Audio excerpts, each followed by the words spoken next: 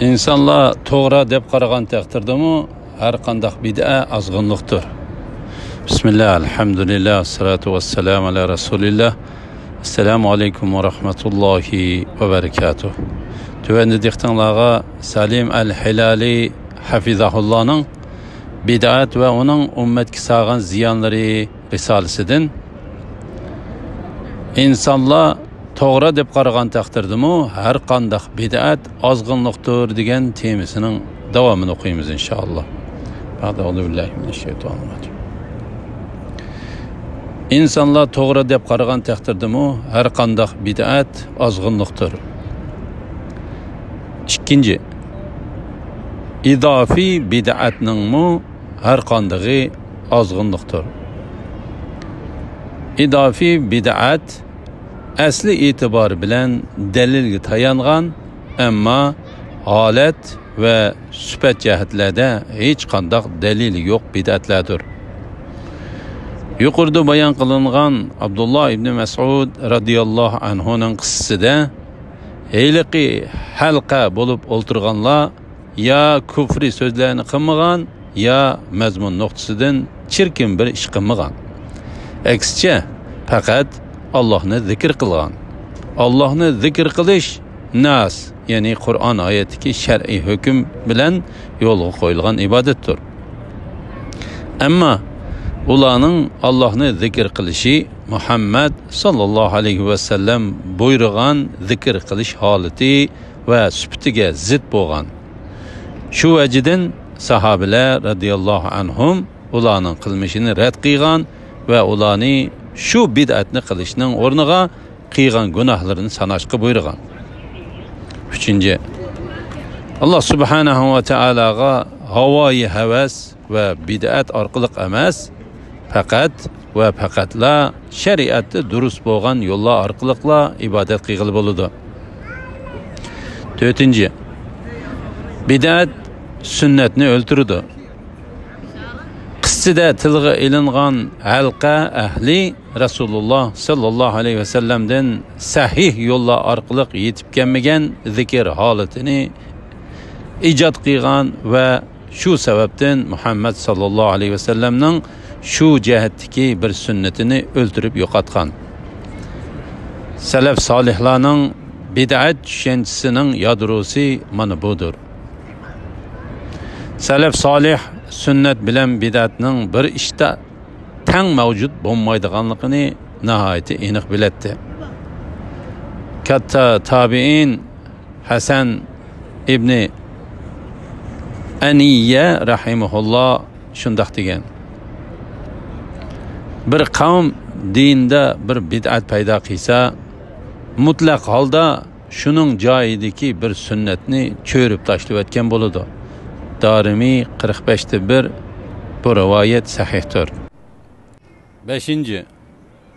Bid'at kishilarga sunnatni tark etishni tashviq qiladiganligi uchun halokatning sabablaridan va ozg'inlikning eng yuqori pallalaridandir.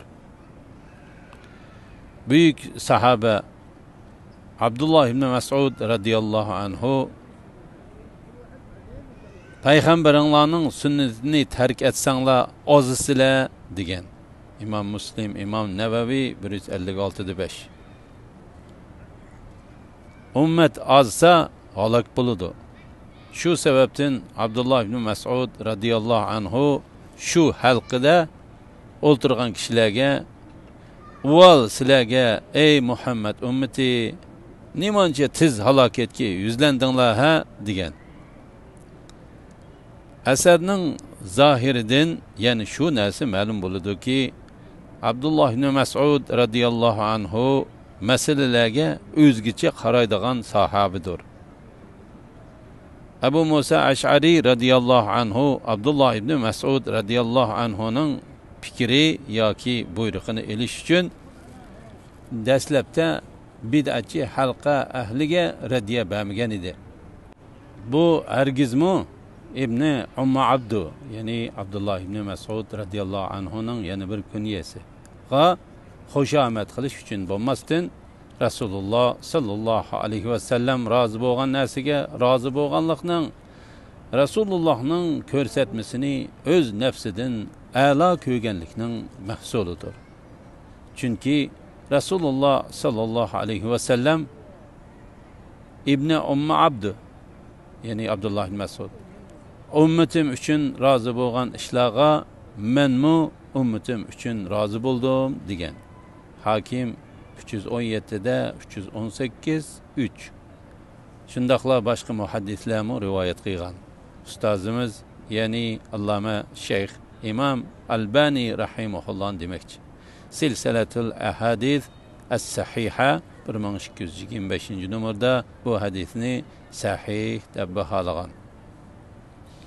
Asarda barliq sahobalarning qilingan shu bid'atni rad qilish, ayiblash tarafdori ekanligiga dalil bor. Chunki Abdullah ibn Mas'ud radhiyallohu anhu shu halqada qilingan bid'at amallarga qarshi dalil sifatida sahobalarning hali ham hayot ekanligini o'tirib qo'ygan. 6. Bid'atlar kufrining xabarchisidir. Chunki bid'atchi o'zini shariat bekituvchi va Allohning shirki deb qarab o'tirib chiqmoqda. Bid'atchilar hokimlarning hokimi, hammadan buyuk bo'lgan Alloh subhanahu va taolo kam qoldirgan narsalarni to'liqlab qo'yishga uringuchilar. Shundaqla o'zining Muhammad sallallohu alayhi va sallamning yo'lidanmi to'g'ri bir yo'l ustida ekanligini da'vo qilguchilardir. 7. Bid'atlar ozg'unlikning qo'sh giziki bo'lgan ixtilofning eshigini ichib yetadi. İslamda kim bir yomonlikqa yo'l açsa, shu yo'l ochqanlik gunohi va toki qiyomatgacha shu yo'ldan mangan barliq odamning gunohi, ya'ni gunohkorning gunohi qilchi iniklatilmasdan yo'l ochqichig'imi bir o'lish yezilib mengaverdi. Chunki yomonlikqa chaqirish uni qilish bilan o'xshashdir. 8. Bid'atlarni kichik sanash fosiqlikqa va Alloh va Rasuliga osi bo'lishga sabab bo'ladi. İnsonni musulmon jamoatiga va musulmonlarning imomlari, ya'ni yo'lboshchilariga qarshi chiqishga undaydi. Yuqorqi qissada tilga ilingan kishilarning Nahravan jengida Ali radhiyallohu anhu boshchiligidagi sahaba kiram radhiyallohu anhumlarga qarshi urush qilgan xavorijlar bilan bir safda turganligini ko'rmadingizmi? 9. Ahli sunnat imomi Ahmad ibn Hanbal rahimahullohning amrohlaridan Hasan ibn Ali Barbahari mundaq degan: dinda kiyim paydo bo'lgan ishlarning kichiklaridan hazar aylanglar. Chunki kichik bid'atlar bo'lgancha yo'g'inaydi. Bu ummat ichida paydo bo'lgan barcha bid'at shundaqdir. Bid'atlarning hammasi dastlabda kichik bid'at shaklida edi. Go'yo haqdek, sunnatdek ko'rinadi. Shu bid'atlarni qilganlar aldandi-da, onundan qutulolmadi. Bid'atlarmu bo'lgan sari cho'ngishga va ko'payishga boshladi. Hatto ayrim bir din holati keldi. Bid'atchilar bo'lsa Siratul mustaqimning qarshisida mengaverib, oxirida dindan chiqdi. So'yimlik musulmon birodarim, siz oldi bilan atrofingizdagi din da'vatchilariga nazar solib beqing. Allah sizga rahim qilg'ay. Ularga agishishga, ulardan anglaganligi ishni qilishga oldirmang. Oldi bilan ishning haqiqatini surishtiring. Qilmoqchi bo'lgan ishingiz haqida payg'ambar sallallohu alayhi va sallam yoki sahobalardan kelgan biror dalil bormi yo'q?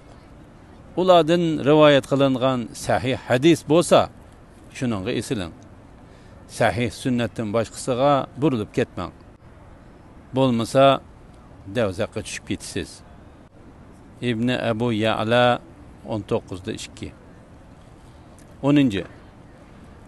Xolis niyet batıl amellerini to'g'riga aylantira olmaydi. Chunki nuqul niyet fe'lning durust bo'lishi uchun yetarli emas. Niyetning durust bo'lishidan sirt qilinmoqchi bo'lgan ish shariatga uyg'un bo'lishi ham kerakdir. İbn Qayyim al-Jawziyya rahimahulloh Madarij-i Salikin 81-bir. Shu vajidan Abdullah ibn Mas'ud radhiyallohu anhu bid'at sodir qilgan halqa ahlining yaxshi niyatlari sababli qilganlariga ko'z yummagan yoki shu sababli qilmishlarini to'g'ri ko'rmagan. Chunki yaxshi niyat bid'atni, sunnat, chirikni go'zal qila olmaydi. Xalqning bid'atchilarning dinda yangidan bir ishni o'ttirg'a chiqarishidagi maqsadi yaxshi. Ular shariatga qarshi chiqishni maqsad qilmagan. Dindagi yo'chiqlarni etishni maqsad qilmagan. Ular bid'at bir ishni qilishni aqlga keltirib baxmagan. Bundaq kishilar qilgan ishlarda Rasululloh sallallohu alayhi vasallamning amalla niyatga bog'liq degan so'ziga ergashgan degan tushanchisida ekanligini, hatto bularni deb yurayotganligini anglayotamiz. Bu muhim masala haqidagi sahih qarashga asosan payg'ambar sallallohu alayhi vasallamning amallar niyatga bog'liq degan so'zi ibodatlarning ikki asosining birini, ya'ni ibodatni faqat Alloh uchun qilish, shu ibodatni qilishda Allohning roziligini ko'zlash kerakligini bayon qilish maqsadida aytilgan. İki asosning yana biri amallarning sunnatga uyg'un bo'lishidir. Men ahdasa fi amrina hada ma laysa fihi fa huwa raddun. Tarjimasi: kimiki bizning bu ishimiz, ya'ni islomda bo'lmagan bir ishni paydo qiladi ekan, u rad qilinadi. İmam Buxoriy 301-5, İmam Muslim 16-12 degan hadis bu nuqtani ro'shan dalillaydi. Bandaning butun so'z harakatida amal qilishi kerak bo'lgan prinsip dal mushudir. Buningga asosan bu ikki hadis dinning iymon, fiqhi, oshkora va yoshurun tamomini o'z ichiga olgan. Amallar niyatga bog'liq degan hadis dinda to'g'ri ekanligi jazmlashtirilgan amallarning qabul bo'lish bo'lmasligining o'lchamidir. Masalan, ilm o'rganguchi, o'rgatguchi, jihad qilg'uchi va hijrat qilg'uchilarning amalining Allohning dargohida qabul bo'lish bo'lmasligi shu ishni qilg'uchining niyatiga bog'liq. Bu hadis mushundaq ishlarga tatbiqlandi. Men ahdasa fi amrina hada ma laysa fihi fa huwa raddun. Kimiki bizning bu ishimiz, ya'ni islomda bo'lmagan bir ishni paydo qiladi ekan, u rad qilindi degan hadis bo'lsa, dinda har qanday bir amalni qilishga bo'ladigan, bo'lmaydiganligining o'lchamidir. Her iki hadisde Allah subhanahu ve taolaga ixlos qilish, Rasululloh sallallohu alayhi ve sellemge ergishish ta'kidlangan. Her iki hadis mayli oshkora, mayli yoshurun barliq amallar uchun shartdir. Rasululloh sallallohu alayhi ve sellemning sunnatiga ergashgan holda amalni Allah roziligi uchun qilg'uchining amali qabul bo'ladi. Bu iki şartın birini yoki ikkilisini hazırlamoqchining amali bekardir. Abdurrahman Nasir Sa'di rahimahullohning Bahjatul Qulubul Abrar degan asari 10-bab.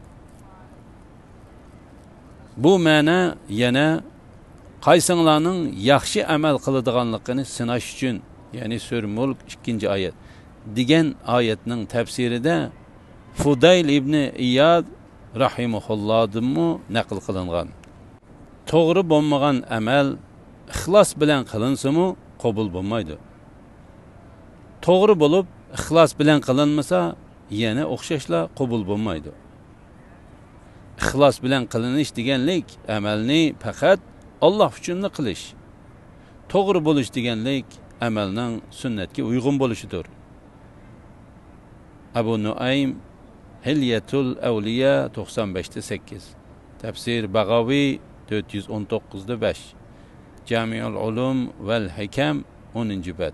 İbn Qayyim Cevziyya Madarijus Salikin 83-1. Şeyhül İslam İbn Qayyim Cevziyya rahimahullah mundaq degan. Salafdan biri shundaq degan.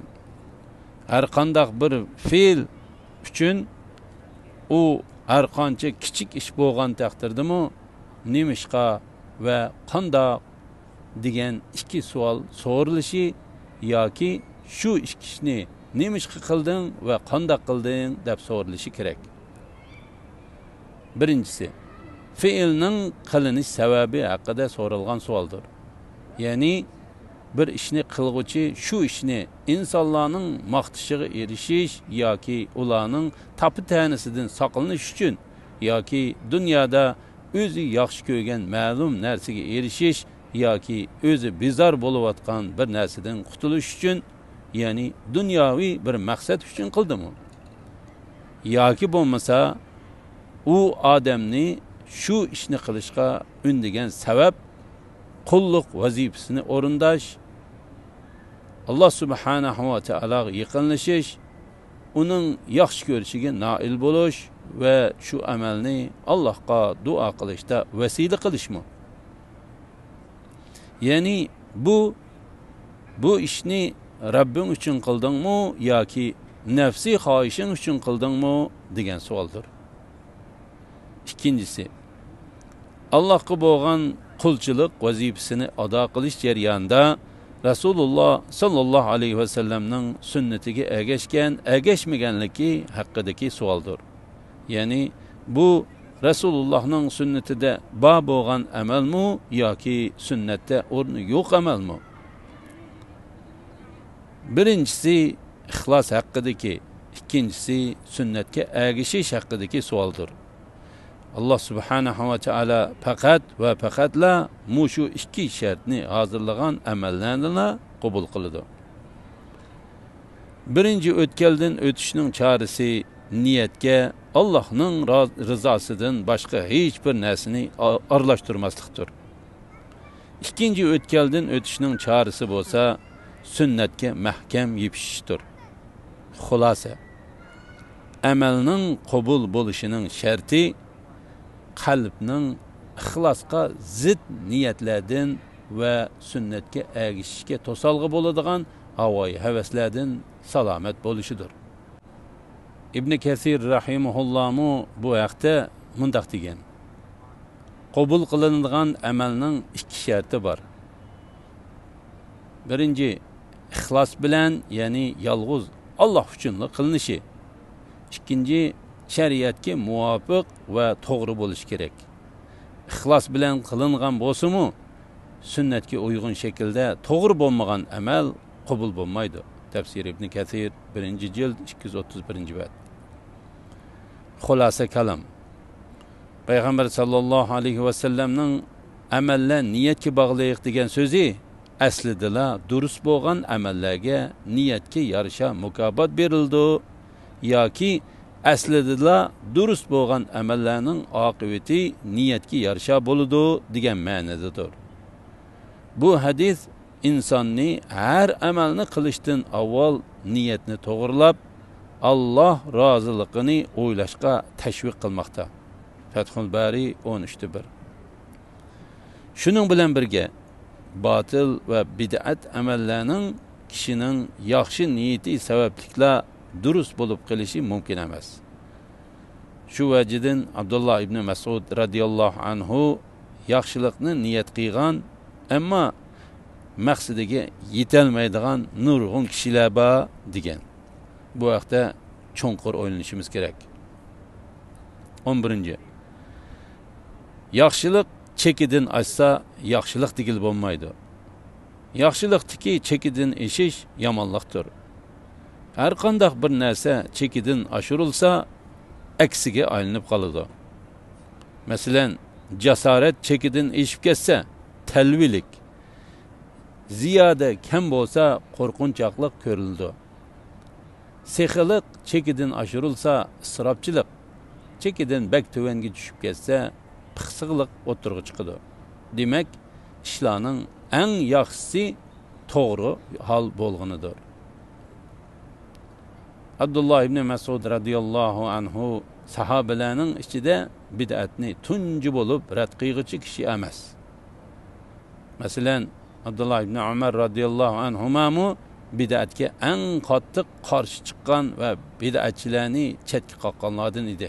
Buning bir misoli, bir odam Abdullah ibn Umarning yanida tushkurib, "Elhamdülillah ve selamu ala Rasulillah" deydi. Abdullah ibn Umar o adamga Rasulullah sallallahu aleyhi ve sellem bizge mundaq öğretmegen. O tushkurganda "Manga durud salam yo'llanglar" demesden "Elhamdülillah" denglar degan dedi. Bu hadis hasandır. Tirmizi 2738, Hakim 265'te 66'da 4. Bu cihatte tabiinlarmu sahabelerge o'xshash yo'lni tutgan edi. Bu vaqtda Said ibn Musayyab rahimahulloh haqida bir voqea rivoyat qilingan. Said ibn Musayyab tong suzilgandan keyin fajrning 2 rakat sunnatidan boshqa ko'p nafli namoz o'qigan biraylarni ko'rib, uni bunday qilishdan cheklagan. Hiliq odam bunga hayron bo'lib, "Ey Abu Muhammad, Allah meni namoz o'qiganim uchun azoblamdi" deganda Said ibn Musayyab, "Yo'q, namoz o'qiganing uchun emas, balki sunnatga qarshi ish qilganing uchun azoblaydi" degan. Bayhaqi Sunani Kubra 466-2.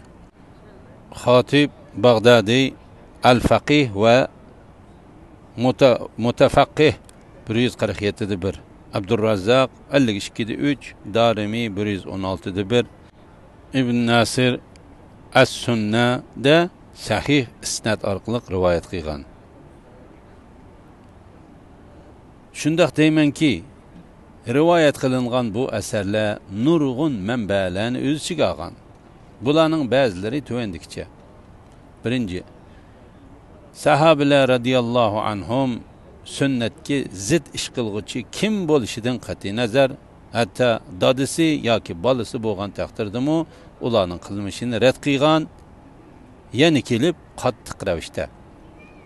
Ikkinchi, sahabe kiramlar radiyallohu anhumlarning qalblarini yoritib, haqni ko'rsatadigan so'zlarini miras olgan tabiinlarmu o'zidagi aql farosatning sharofatida haqni tepishga nail bo'lgan va to'g'riliq, fasohat, go'zallikda sahabelarnikiga yaqin so'zlarni qilgan.